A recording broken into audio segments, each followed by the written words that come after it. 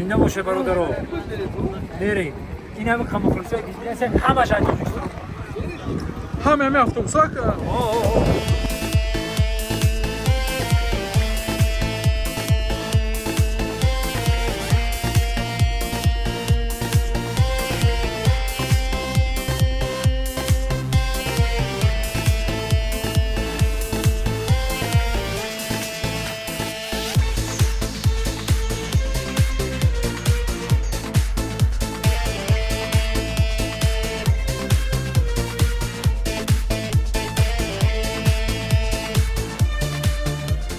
اینا بچه ها استادیون قطر پیش از بازی